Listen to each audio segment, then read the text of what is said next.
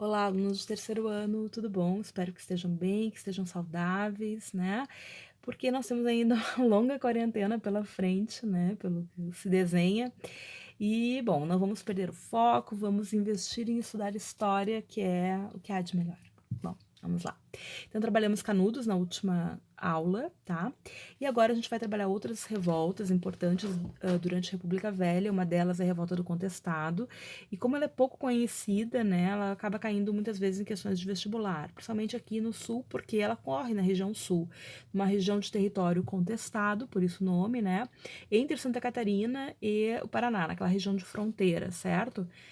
Bom, a revolta do contestado, ela está vinculada exatamente a uma questão de posse de terra, né, então é o interior ali da região, né, onde hoje é Santa Catarina e o Paraná, né, bem naquela fronteira ali.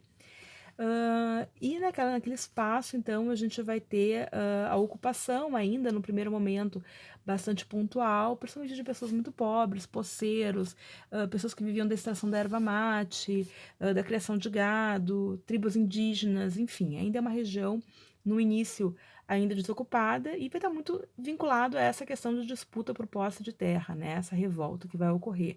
Porque, paulatinamente, né, grupos mais endinheirados, latifundiários, com as suas milícias, enfim, vão se interessar pela região, né? Vários coronéis vão se interessar pela região, vão receber a posse da terra, inclusive naquelas questões de tomar lá da cá, né? De interesses políticos, de interesses eleitoreiros, que a gente já trabalhou com vocês.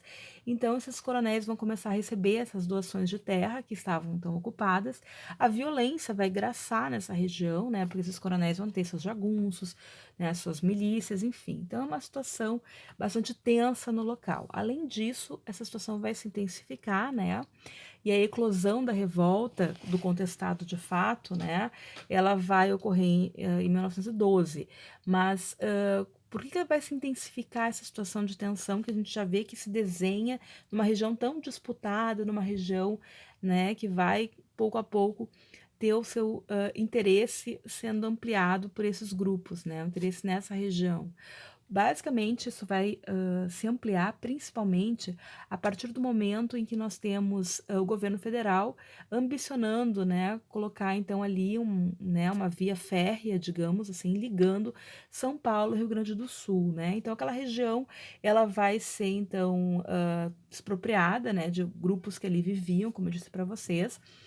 Esses grupos vão ser expulsos, né? Enfim, nós vamos ter então uma ocupação, né? Vai ser cedido para uma empresa estadunidense para que se colocasse a via férrea naquele local.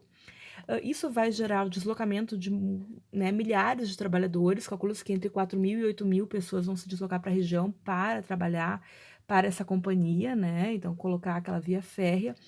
E era um trabalho, enfim, né, temporário, assim que se terminou essa atividade, eles vão ser demitidos.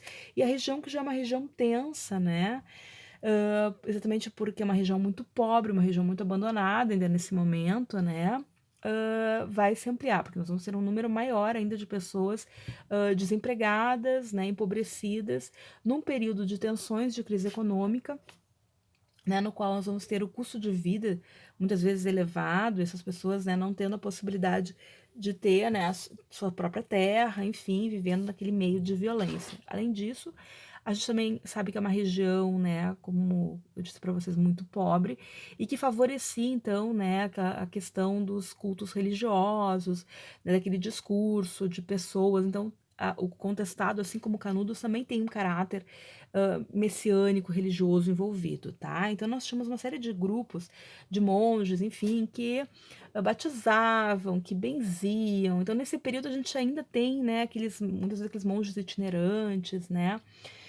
Então que pregavam, né, que, sei lá, tiravam o demônio do corpo, sei lá, enfim, essas coisas que até hoje a gente vê essas situações bastante comuns, né? E nesse período também era bastante comum. Então, né, que iam lá, benziam o gado, benziam a terra, enfim. Um desses monges que vai se destacar é o João Maria, né, que vai ser então um pregador que dizia que ele era enviado por Deus, né, tinha todo aquele discurso e as pessoas começaram a acreditar que ele era milagreiro, que ele curava os doentes, enfim, tá? Então era uma pessoa que acabou nas suas migrações, enfim, desaparecendo, e muitos daquelas pessoas empobrecidas que viviam naquela região acabaram tendo uma perspectiva de que um dia João Maria ia retornar. Era uma ideia meio milenarista, né, no sentido de que, fechado em determinado período, Jesus ia voltar, quando o monge ia voltar, uma ideia sebastianista, essa ideia do retorno desse personagem, enfim, né? Então, toda essa questão, esse caráter místico, esse caráter messiânico, né? Do retorno de alguém, de uma liderança religiosa, no caso daqui é o João Maria, também permeava essa crença, esses folclores populares naquela região. Bom, em 1912, basicamente, que é quando vai eclodir de fato a revolta mesmo, né, de maiores proporções, que vai durar até 1916, a gente vai ter basicamente essa questão dessas dificuldades econômicas que vão se ampliar, né, e aí vai aparecer então outro personagem que vai conhecendo, né, a popularidade desse João Maria, vai dizer então que ele era como se fosse um novo João Maria, um enviado do João Maria, enfim, dizem que essa figura, então, né, que vai se apropriar do nome do João Maria, era um ex-soldado, e ele vai basicamente, hã, enfim, usar seus conhecimentos para, né, armar e treinar a população, né, e vai basicamente, hã, usar, né, da sua influência, do seu carisma, enfim, né, com esses discursos, basicamente, né, para apresentar, digamos assim, né, a, a, uma perspectiva de revolta contra aquela situação. E claro, né, nós temos disputas territoriais por parte já desses fazendeiros que já ocupam aquela região e que vão se valer, né, desses grupos como seu braço armado em alguns momentos, certo?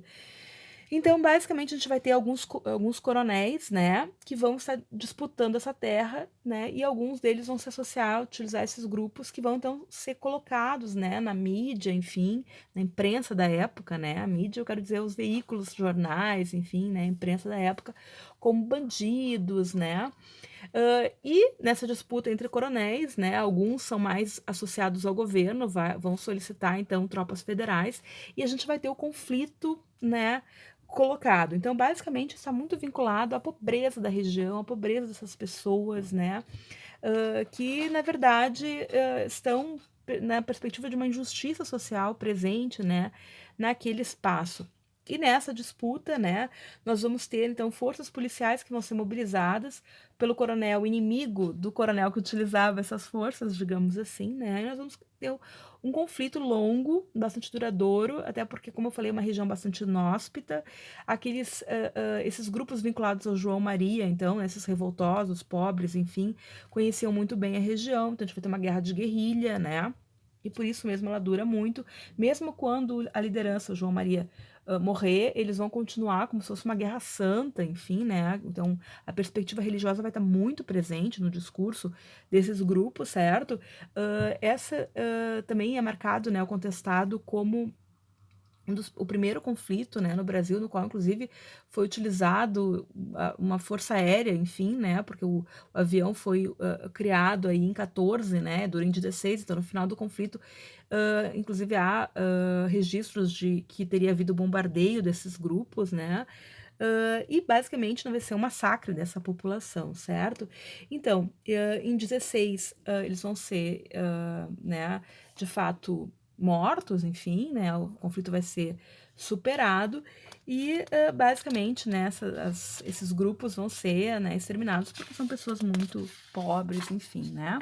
Por fim, o último conflito não, mas digamos assim, o último grupo messiânico que é referido aqui então no livro de vocês são os devotos de Juazeiro de Padre Cícero, que é uma figura muito importante, né, no Ceará, né, todo mundo fala, Padim Padre Cícero, né, que é essa figura icônica do período, tá, que teve uma grande influência política, ele era um padre, mas era conhecido como milagreiro, então que movimentou muito a região, economicamente falando, as pessoas faziam e fazem até hoje peregrinação, né, e ele teve uma grande influência política, se associando aos coronéis, né, inclusive sendo prefeito, se contrapondo ao governador, né, que inclusive acabou sendo um dos governadores do Ceará no período, foi deposto devido, né, à influência que o Padre Cícero tinha de mobilizar esses grupos, porém a diferença é que o Padre Cícero sempre soube jogar muito bem com as lideranças econômicas da região. Então, ele nunca se contrapôs aos coronéis da região, né, que inclusive se associaram, utilizaram a sua figura, né, para controlar, digamos assim, melhor a população, enfim, né. Então, basicamente, também, né, tem essa perspectiva religiosa, né, que via Juazeiro quase como uma terra santa, enfim, o Padre Cícero como uma figura, né, ele falece em 34, né, uma figura muito influente, com uma grande ligação, digamos assim, a essas principais entidades, digamos assim, né, do catolicismo, tá? Então, até hoje a gente tem, né, tem uma foto aqui no livro de vocês, inclusive, né, de uma peregrinação muito grande ao culto, né, dessa figura que seria, então, um milagreiro, enfim, né? Certo? Então, na próxima, a gente fala sobre os movimentos populares nas zonas urbanas, então, certo? Até mais, então, pessoas.